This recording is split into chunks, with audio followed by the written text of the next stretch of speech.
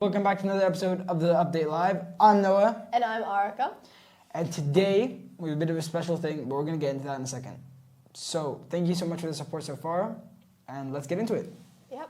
All right, so first on the big news, in case you haven't heard, there was a heist in the Louvre on October 19th.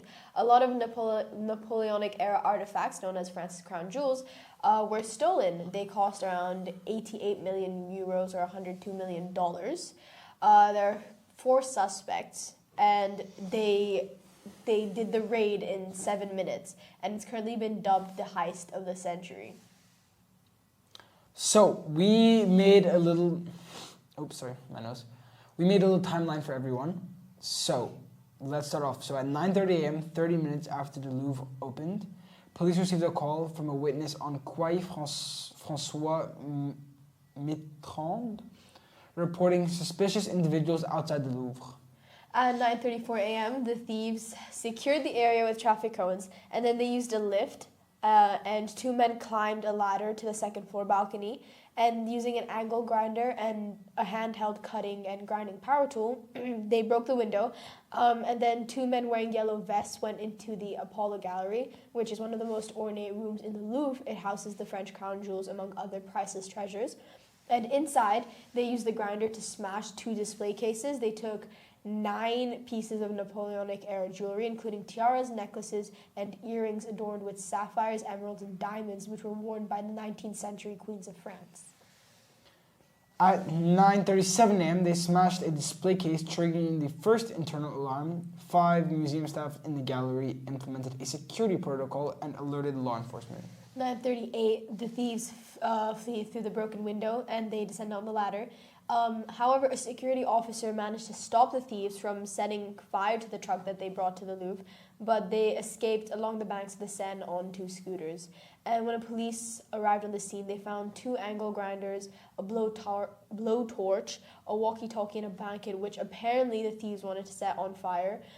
They also found the damaged crown of Empress Eugenie, wife of Napoleon III, which was most likely dropped by the thieves while they were escaping. The crown has 1,354 diamonds and 56 emeralds on it.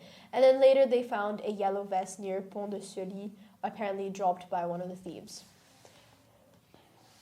The police have arrested 2 suspects, just as one attempted to leave the country. Authorities were also able to track down the individuals after analyzing more than 150 samples of DNA, which was left at the scene. So far, 2 of 4 of the thieves have been caught.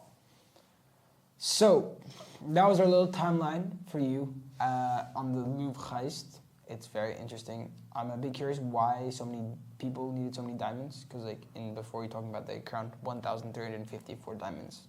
Wow.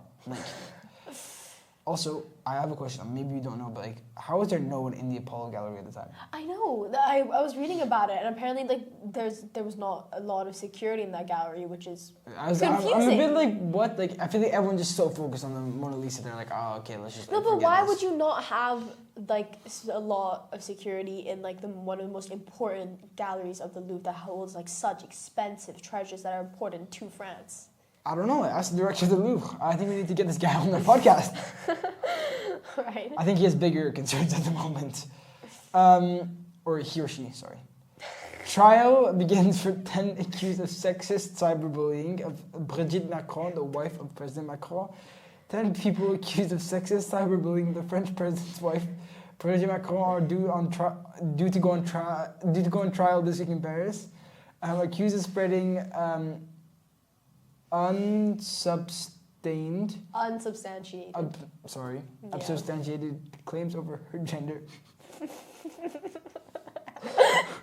Rumors of her being transgender have been there since 2017, and her sexuality. You shouldn't be laughing. This is not funny, but it's not funny, but it's funny in the moment because people are being arrested and put on trial for making fun of someone online. Guys, be careful what you say online. Be careful what you say online. Also, they've been making malicious remarks about the 24-year age gap between her and her husband. I feel like that's fair enough to do, though, because, let's just say you were with a teacher. Let's rent I did teacher. Yeah, and you. Yeah, You okay. know? I'm just saying, I would make fun of my co-host Aarika if she was with a person 24 years older than her. Also, I would also make fun of Noah, especially if he met that teacher in middle school. Was it middle school or primary? Primary's crazy. I was one of the two. I think it's middle school. Yeah. Yeah. I'm not sure. But anyways, teacher. Quick fact. Yeah, quick fact check.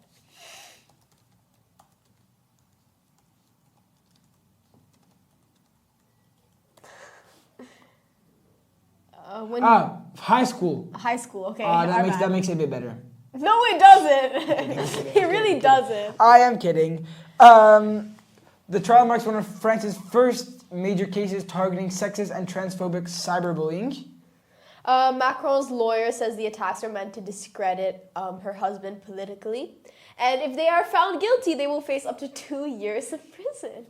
I'm sorry, but I would also kind of make fun of her for her 24 years age gap, and if I was getting put on trial, I'd find that a bit preposterous, I might say. I agree. Moving on, Argentina's Milei wins big in midterms. So on Sunday during the midterms, the Argentinian president Javier Milei led his party La Libertad Avanza, sorry I butchered that, I know, to a landslide victory. They won nearly 40% of the vote, taking 13 out of 24 Senate seats and 64 out of the 127 lower house seats. The first 2 years of his presidency were defined by radical spending cuts and free market reforms. Now he can push ahead with his program to end state spending and deregulate the economy. Critics have warned that his economic cuts are worsening inflation and poverty, and inflation remains above 200%, sparking protests and fears of worsening inequality. However, all of this has been supported by Trump. Yeah, it says a lot when you get a lot of support from Trump, especially when he's not supporting many people in the region right now, as what's going on in Venezuela right now is not cool when he's sending a warship down there. Moving on to other news, Cameroon's 92-year-old, oh my god, I'm so tired guys, I'm so sorry. 92-year-old president has been re-elected for the 8th time. He first came into power in 1982, and we looked at this before. He came into power when he was 49. So that means he's been in power for 43 years. 43 years, which is absolutely wild. He secured 53.7% of the vote.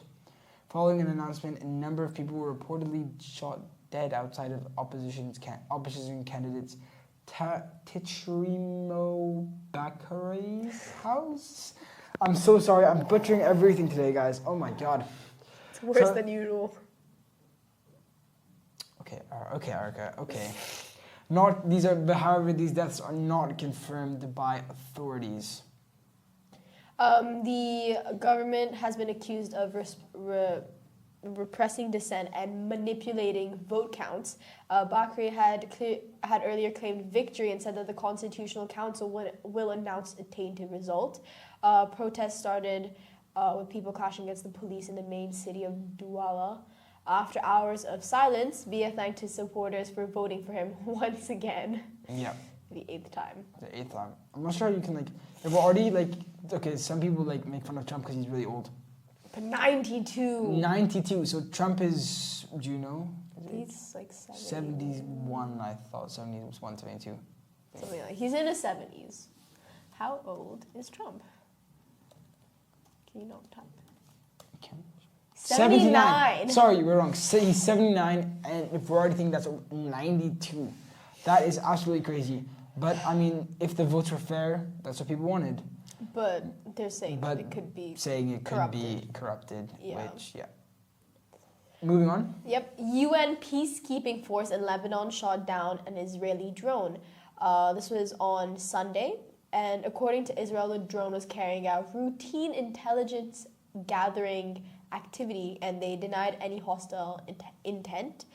This comes amid the rising cross-border tension between Israel and Hezbollah. UN has urged both sides to avoid escalation and respect Lebanon's sovereignty. And currently, an investigation is underway to confirm whether the drone violated international airspace rules. I'm not sure if we got any more news on that since this was written yesterday. But I mean, I hope this will be done soon because this is a urgent matter. In international airspace rules should not be violated. Not at Always something with us in international airspace. We go back to episode 1 talking about they talk. What's it? with Russia. Yeah. With Russia, drones and fighter jets going to Europe, the EU again. Moving on, Trump says he will not use the vice president loophole to seek out a third term. Trump would quote unquote love to have a third term, but he has rejected the idea for running for VP in 2028. He said it was too cute and it wouldn't be right. It is unknown what method he's planning to use, but his strategist Steve Bannon said that there was apparently a plan to secure him another term. For some background information, if some don't know, the 22nd Amendment of the U.S. Constitution stops presidents from running for a third term.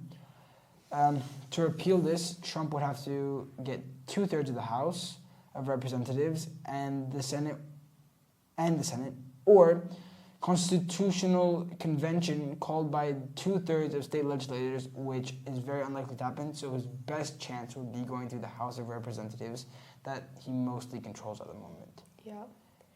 But I mean, he has also stated that he thinks that J.D. Vance would be a good candidate for president in 2028. So we're unsure if he's going to try to maybe put Vance forward, put a different person for VP, and he just pretty much runs the White House behind the strings, or if he takes or he wants to control J.D. Vance or the next president somehow or a different way. We're not sure yet. Or he gets rid of the 22nd Amendment, which hopefully doesn't happen. Hopefully doesn't happen because then, but if he does, just a crazy put here, what if we have a Trump versus Obama? I'm just saying. That would be a crazy run. That would be a Do you think Obama would want to, though? I don't know. I would hope he would because that'd be kind of funny. Just coming out of retirement for that. Kind of funny. Yeah, fair enough. But maybe you never know. Maybe Trump, by the end of his term, will decide, actually, I don't want to do this anymore. Maybe I'll stick to the laws of the country. Yeah. That no one has broken before. Including myself. Yeah. Myself meaning Trump, not me. So that does bring us to a close for episode 4 on the Update Live. Thank you so much for watching, and we'll catch you next time. Bye!